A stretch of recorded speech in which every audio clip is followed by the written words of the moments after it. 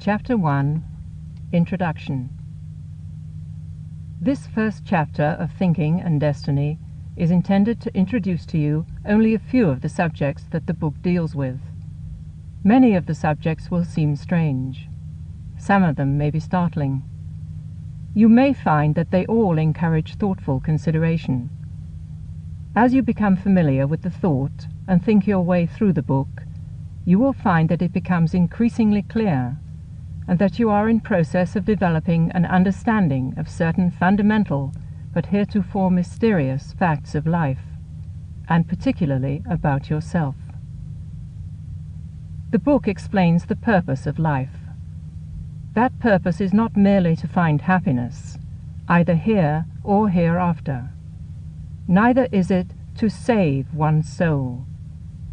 The real purpose of life, the purpose that will satisfy both sense and reason, is this: that each one of us will be progressively conscious in ever higher degrees in being conscious, that is, conscious of nature, and through and beyond nature.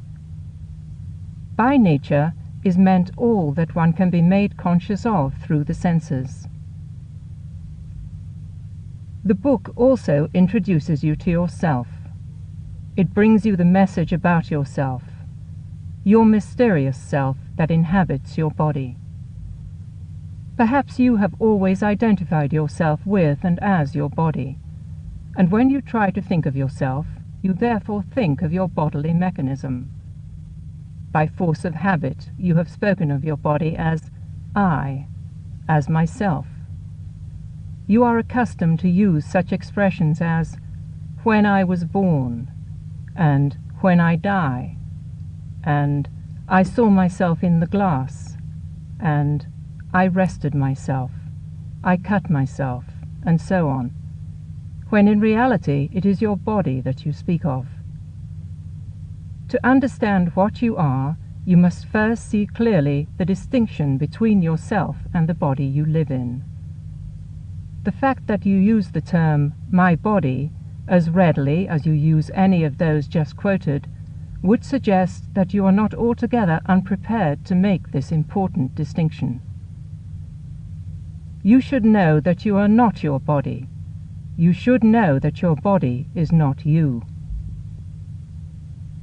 You should know this because, when you think about it, you realize that your body is very different today from what it was when, in childhood, you first became conscious of it. During the years that you have lived in your body, you have been aware that it has been changing.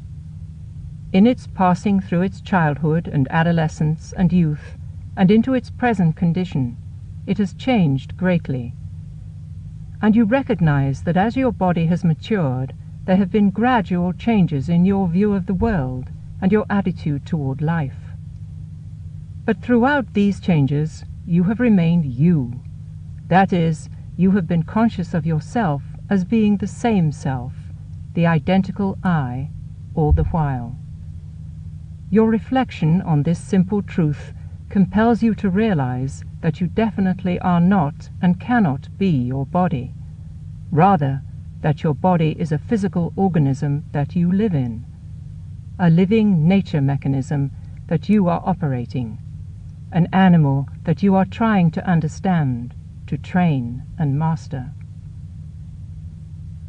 You know how your body came into this world, but how you came into your body you do not know. You did not come into it until some time after it was born, a year perhaps, or several years. But of this fact you know little or nothing, because your memory of your body began only after you had come into your body. You know something about the material of which your ever-changing body is composed, but what it is that you are, you do not know. You are not yet conscious as what you are in your body. You know the name by which your body is distinguished from the bodies of others, and this you have learned to think of as your name. What is important is that you should know not who you are as a personality, but what you are as an individual, conscious of yourself, but not yet conscious as yourself, an unbroken identity. You know that your body lives, and you quite reasonably expect that it will die, for it is a fact that every living human body dies in time. Your body had a beginning, and it will have an end. And from beginning to end, it is subject to the laws of the world of phenomena, of change, of time.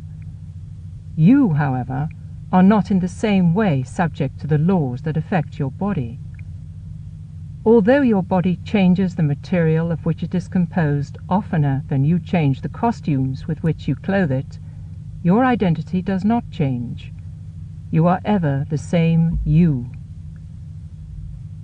As you ponder these truths, you find that, however you might try, you cannot think that you yourself will ever come to an end, any more than you can think that you yourself ever had a beginning. This is because your identity is beginningless and endless. The real I, the self that you feel is immortal and changeless, forever beyond the reach of the phenomena of change, of time, of death. But what this your mysterious identity is, you do not know. When you ask yourself, "What do I know that I am?" the presence of your identity will eventually cause you to answer in some such manner as this: "Whatever it is that I am, I know that at least I am conscious. I am conscious at least of being conscious." And continuing from this fact, you may say, "Therefore, I am conscious that I am. I am conscious, moreover, that I am I, and that I am no other.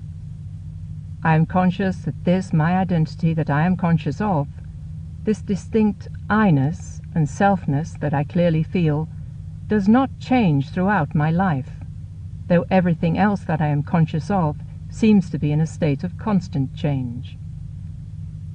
Proceeding from this, you may say, "I do not yet know what this mysterious, unchanging I is, but I am conscious that in this human body, of which I am conscious during my waking hours, there is something which is conscious, something that feels and desires and thinks, but that does not change, a conscious something that wills and impels this body to act, yet obviously is not the body.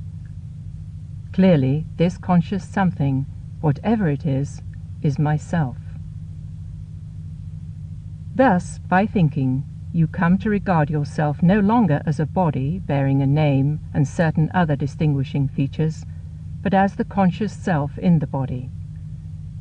The conscious self in the body is called, in this book, the doer in the body. The doer in the body is the subject with which the book is particularly concerned. You therefore will find it helpful, as you read the book, to think of yourself as an embodied doer, to look upon yourself as an immortal doer in a human body. As you learn to think of yourself as a doer, as the doer in your body, you will be taking an important step toward understanding the mystery of yourself and of others.